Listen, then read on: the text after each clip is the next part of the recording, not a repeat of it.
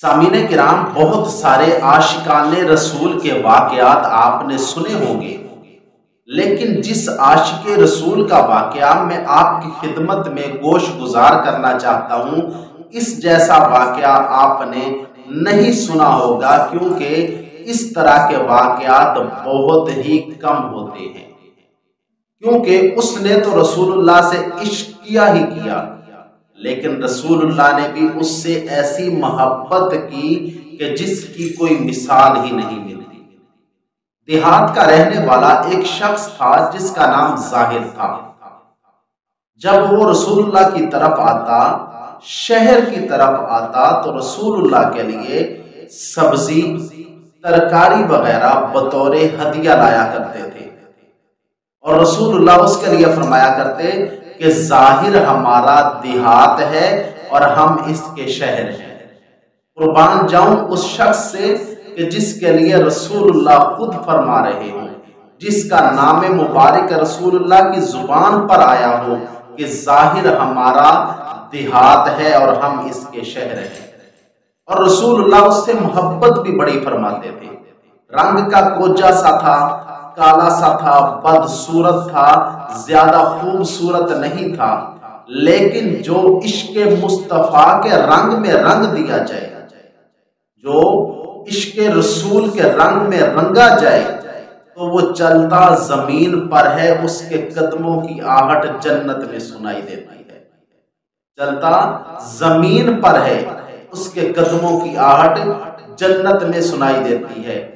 تو قربان جاؤں، وہ ایک دفعہ جو ظاہر ہیں بازار میں اپنا سامان بیچ رہے تھے۔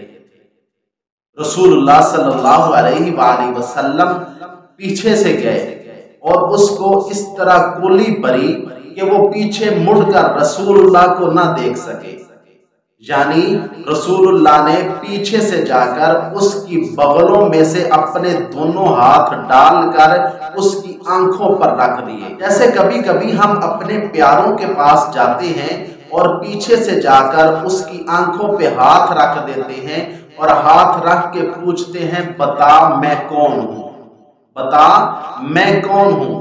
اسی طرح رسول اللہ نے بھی پیچھے سے جا کر اس کی آنکھوں پہ ہاتھ رکھ دیے۔ قربان جاؤں، وہ کیسے لمحات ہوں گے، وہ کیسا خوش قسمت انسان ہوگا کہ جس کے لیے رسول اللہ ایسی محبت کا اظہار فرما رہے ہیں، اور رسول اللہ اس کی آنکھوں پہ ہاتھ رکھ کر گویا یوں کہہ رہے ہوں گے، بتا میں کون ہوں۔ تو رسول اللہ نے اس کے پیچھے سے یوں ہاتھ رکھ دیا۔ حضرت ظاہر کہہ رہے ہیں، کون ہے، چھوڑو مجھے۔ اور جب پیچھے مڑ کے دیکھا، جب پیچھے مڑ کر دیکھا تو رسول اللہ صلی اللہ علیہ وآلہ وسلم تھے۔ تو جب اس نے دیکھا کہ یہ میرے پیچھے تو پوری کائنات کے سردار امام الانبیاء ہیں، اتنا خوش ہوا اور عشق میں، محبت میں اپنی پیٹھ کو رسول اللہ صلی اللہ علیہ وآلہ وسلم کے سینے کے ساتھ چمٹانے لگے۔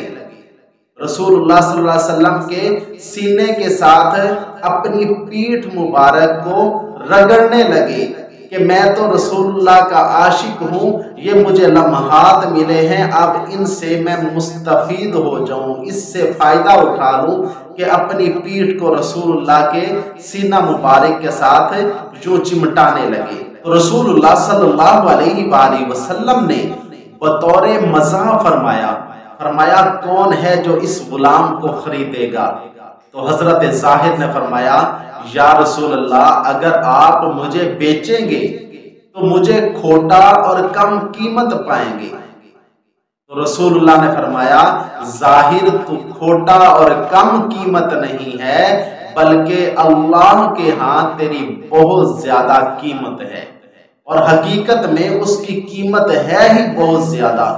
وہ تو انمول ہے، جس کی قیمت ہوتی ہی نہیں، کہ جس کے ساتھ رسول اللہ اتنی محبت فرمائے اس کی کوئی قیمت ہو سکتی ہے؟ بالکل بھی نہیں۔